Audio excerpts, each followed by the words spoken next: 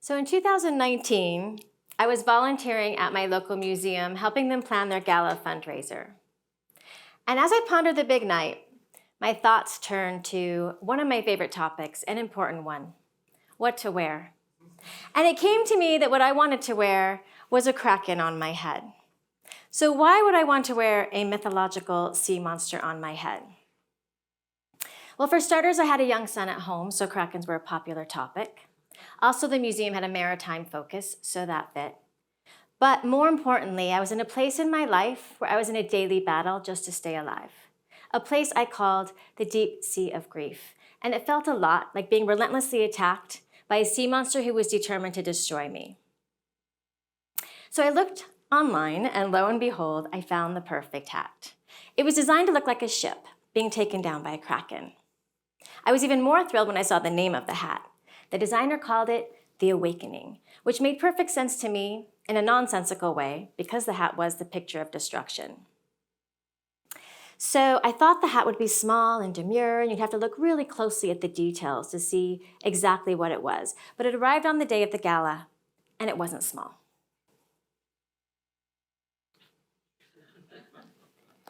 And I immediately panicked and thought, I cannot wear an enormous squid on my head to this event. And then I thought, what the hell, why not? I have nothing more to lose, and if wearing an enormous squid on my head tells the world my current state of mind, so shall it be. So, what was my current state of mind? In the previous year, I had lost my beloved father to cancer, my mother to dementia, my marriage to infidelity, and my best friend to suicide. I was crushed. You know how you have those 5 or 6 favorites on your phone? The ones that you call when you need support or you have something really great to tell them? Well, in that 1 year, 4 of my favorites had disappeared. My ship was going down. The problem was I had children on that ship, and they had lost their favorites too. And kraken or no kraken, I was not going to allow them to go down on a ship that I was steering. And this made me remember something I had heard about years earlier called a sea change. So what is a sea change? A sea change is when you go to sleep one night, just like you do every night. But on this particular night, the sea rages up and changes the landscape around you. And when you wake up, you have no choice but to get used to the new landscape. I had experienced a sea change and awakened to a world that I didn't really like anymore because it was missing so many of my beloveds. So sea change, kraken, my old world was destroyed. Now what? What do you do when you walk into your mudroom and you immediately start weeping because it still smells of your father's cologne? Or you're driving the kids to school and you have to pull to the side of the road, get out and double over just to breathe because of panic attacks. Or you're brought to your knees by the sight of a velvet bag covered in patchwork stars that you had made for your best friend's birthday. You see, the tentacles of grief can knock us down, but they're usually temporary and we get back up again. The problem lies in the times when we can't get back up. The issue is not the overwhelming emotions of grief, but getting stuck in those emotions. As humans, we're hardwired to focus on grief, pain, loss. Our brains can interpret the death of a beloved as a threat to our own survival. Our brains want to run in a negative loop, shouting, "Help, danger, danger, sea change, kraken." Our difficult experiences can reside in the conscious mind, like a constant tsunami of pain, like our souls are tumbling into an abyss or being held down so deeply underwater by a heavy tentacle, we not only can't see the lighthouse on the distant shore, we can't even remember what light looks like. This is what happened to me. I was stuck in a constant replay of pain, and nothing was helping. Not therapy, not jogging, not plunging into an icy sea every day. So if our brains are hardwired for this negative loop, are we just doomed? What if I told you we can actually change our brains, rewire the connections, and transform ourselves? We can spin our own light out of the darkness, become our own lighthouse, our own beacon. How can we do this? A little something called creativity. And it's available to all of us at all times for free. We've known about this powerful connection between art and grief since the beginning of time, as seen in the costuming, music, dancing, sculptures that goes into grief rituals around the world. Walk into any mausoleum, ancient pyramid, or museum filled with time-worn tombs, and what are you going to find? Creativity everywhere. gold spun into jewelry, jade made into masks, dancers carved along the side of a sarcophagus. In 2020, archaeologists in France found a 30,000-year-old Paleolithic tomb filled with bones of the dead, stone sculptures, and cave art of more than 800 engravings, 30,000 years ago. So scientists have started studying this connection between art and grief, and they've seen how the brain changes when we just view a piece of art or just walk into a museum, but it changes even more when we make art. And I don't mean art that is meant to be seen by others. I mean art that is just for you and your own tattered soul. So before my sea change, I was no stranger to oceans of grief. I'd spent nearly a decade volunteering with terminally ill children.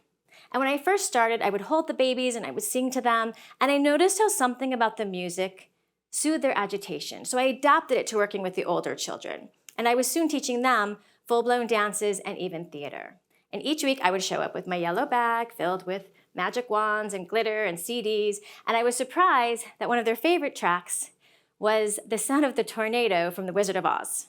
They would spin around the room, whirl uncontrollably, and then collapse onto the floor. And then they would pretend they were awakening in a new world, a lot like a sea change. The singing and the dancing were a favorite of one little girl named Willow who had no mobility below her neck. She would light up when the singing and dancing began. And on her last day on this earth, I was able to stand next to her with my hand on her heart, singing her favorite songs.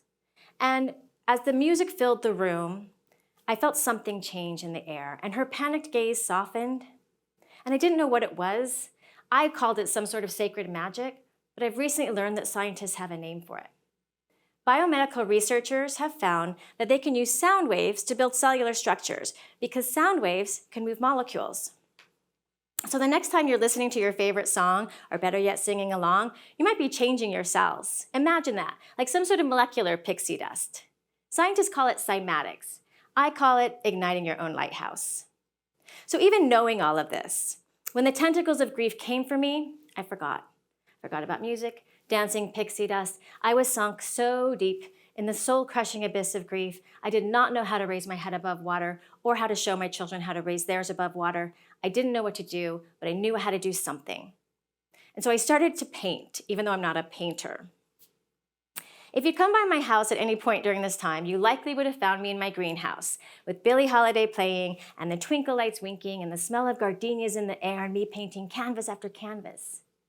My children soon followed suit and were creating their own brush strokes, and I didn't know why the painting seemed to help, but I eventually learned that painting activates multiple parts of the brain, forcing us to process information in new ways.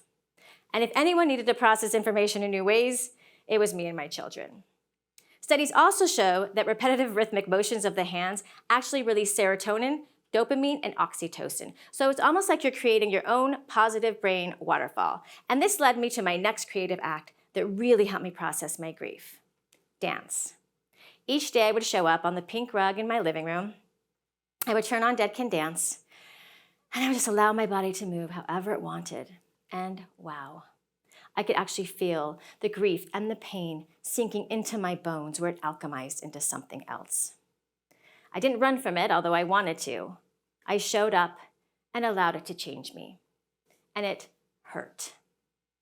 It almost felt like my crushed and tattered soul was being recut into patchwork stars, the kind that could help me navigate my way through the darkest night.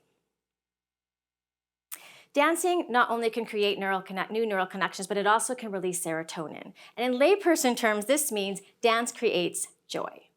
Joseph Campbell said, "Find a place inside where there's joy, and the joy will burn out the pain." It is by going into the abyss that we recover the treasures of life. And who lives in the abyss? The Kraken. So I embraced this philosophy, and I hung a sign on my door that said, "This kitchen is made for dancing," and I started holding impromptu dance parties for my children and myself and whoever else happened to stop by my house during this time. Well, and still.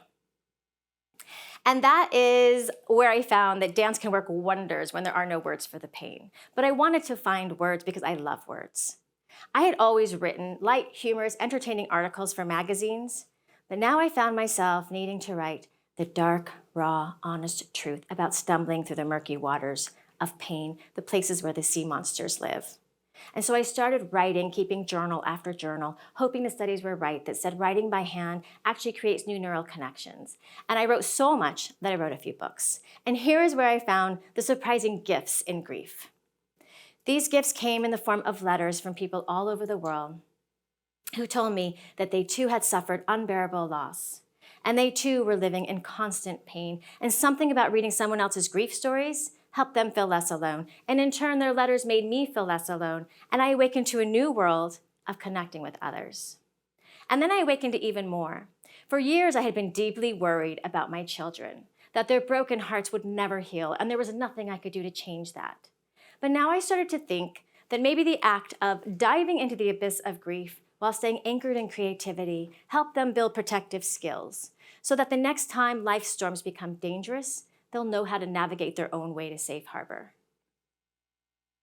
When I tell people what I've learned about creativity, they'll often say, well, I'm just not creative. But you don't have to take my word for it. I would encourage you, however, just to try it and see what happens. Let it work its magic on you. Creativity taught me to generate my own light, and it even helped me make that fierce Kraken a pet. Because if he's going to stick around, and he is, I may as well put a pink sparkling leash on him and take him for a walk on the beach, where we'll sit and quietly watch the waves together. And I'll know that the next time life's storms become brutal, or that Kraken gets too big for his britches and tries to knock me down, it's time for me to wrap him up in an enchanted cloak covered in patchwork stars, to ignite my own creativity, to become my own lighthouse, and to become my own beacon. Thank you.